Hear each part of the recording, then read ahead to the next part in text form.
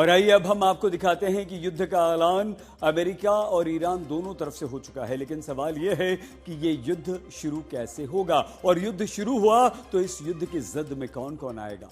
Trump की धमकियों का जवाब ईरान भी धमकियों से ही दे रहा है। लेकिन तनाव मिडिल ईस्ट के 57 मुस्लिम देशों में बढ़ रहा है, क्योंकि खामनेई ने अमेरिका को चेतावनी दी है कि अगर ईरान पर हमला हुआ तो ये सिर्फ 2 देशों तक सीमित नहीं रहेगा, बल्कि पूरे मिडिल ईस्ट में ये युद्ध फैल जाएगा। तो आइए आपको दिखाते हैं ईरान का पूरा प्लान क्या है। अगर अमेरिका ने हमला किया तो ईरान का प्लान क्या है? क्यों खामेनेई की चेतावनी से 57 मुस्लिम देश डर गए? अमेरिका के टारगेट पर ईरान और ईरान के निशाने पर मिडिल ईस्ट। अमेरिका तेहरान पर हमला बोलेगा, ईरान अमेरिकी बेस उड़ाएगा। ईरान और अमेरिका के बीच बातचीत करवाने में जुटा तुर्की। अमेरिका और ईरान के बीच युद्ध ट्रंप की 3 शर्तों पर टिका है। अगर ईरान ने ट्रंप की शर्तें नहीं मानी तो हमले का ऑर्डर तैयार है, और इन शर्तों को मानना ईरान के लिए नामुमकिन है, क्योंकि ट्रंप की पहली शर्त है कि ईरान अपना न्यूक्लियर प्रोग्राम पूरी तरह से छोड़े और अपनी यूरेनियम एनरिचमेंट क्षमताओं को खत्म कर दे। उसके पास जितना बम बनाने लायक यूरेनियम है वो अमेरिका को सौंप दे। दूसरी शर्त है कि ईरान तत्काल मिडिल ईस्ट में मौजूद अपनी मिलिशिया जैसे हमास, हूती विद्रोही और लेबनान के हिजबुल्लाह को समर्थन देना बंद करे।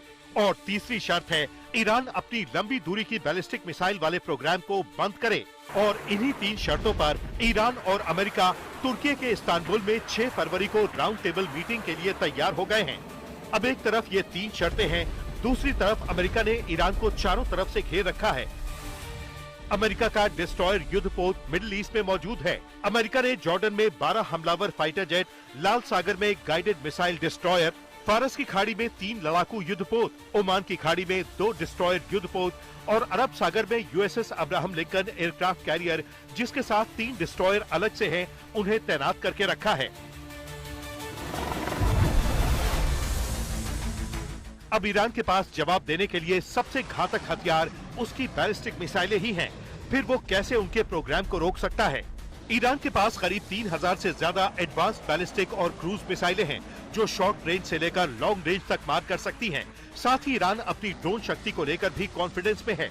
और तो और ईरान ने धमकी जारी करते हुए कहा है कि अमेरिकी एयरक्राफ्ट कैरियर कमजोर हैं और उनकी बैलिस्टिक मिसाइलों के निशाने पर हैं। ईरान ने अमेरिकी एयरक्राफ्ट कैरियर को डुबोने की धमकी भी दी है। ईरान के ब्रिगेडियर जनरल मोहम्मद अकरमीनिया ने कहा है कि अमेरिका अगर ऐसा सोच रहा है कि वो एक छोटा ऑपरेशन चलाएगा और फिर 2 घंटे के बाद डोनाल्ड ट्रंप ट्वीट करेंगे कि ऑपरेशन खत्म हो गया है, तो निश्चित तौर पर ऐसा नहीं होगा। ईरान ने तो कह दिया है कि बारूद का जवाब बारूद से ही दिया जाएगा। आपको बता दें कि मिडिल ईस्ट के Bahrain, Qatar, Kuwait, UAE, Saudi Arabia, Jordan, तुर्की और इराक में अमेरिकी सैन्य अड्डे हैं, और ये अड्डे अमेरिका के लिए बहुत जरूरी हैं, जो क्षेत्र में सुरक्षा और अभियानों को संभालते हैं। अगर इन सारे अमेरिकी बेस से ईरान पर हमला होता है तो तबाही मच सकती है। आपको बता दें कि बहरीन में अमेरिकी नौसेना की 5th फ्लीट का हेडक्वार्टर है।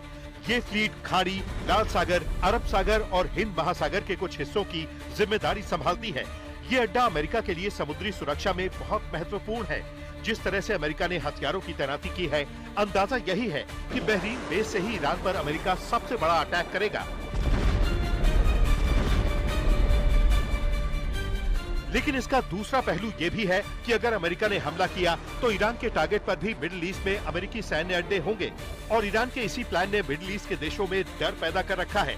और ये सभी मुस्लिम देश इन कोशिशों में लगे हैं कि किसी तरह से बातचीत से मसला सुलझ जाए और युद्ध की नौबत न आए, वरना मिडिल ईस्ट में बहुत बड़ा संघर्ष छिड़ सकता है।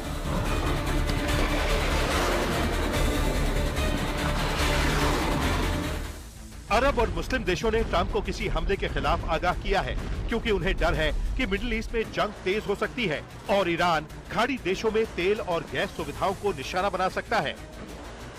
ईरान के राष्ट्रपति मसूद पेजेश्कियन ने सऊदी अरब के क्राउन प्रिंस मोहम्मद बिन सलमान के साथ संकट पर चर्चा के लिए फोन किया था। इस बातचीत के बाद सऊदी क्राउन प्रिंस ने पेजेश्कियन से कहा है कि हम अपने हवाई क्षेत्र या अपने क्षेत्र का उपयोग ईरान पर हमला करने के लिए नहीं होने देंगे। सऊदी अरब से पहले यूएई ने भी इसकी घोषणा की थी कि वो अपने हवाई क्षेत्र का इस्तेमाल ईरान पर किसी भी हमले के लिए नहीं होने देगा। इसके बाद अजरबैजान ने भी इसी तरह का ऐलान किया था। अमेरिकी अखबार वॉल स्ट्रीट जर्नल ने अपनी रिपोर्ट में लिखा है कि सऊदी और यूएई की ओर से ईरान के खिलाफ हमले में अपने हवाई क्षेत्र के इस्तेमाल नहीं होने देने की घोषणाएं ट्रंप प्रशासन के लिए विदेश नीति के मोर्चे पर एक झटका है।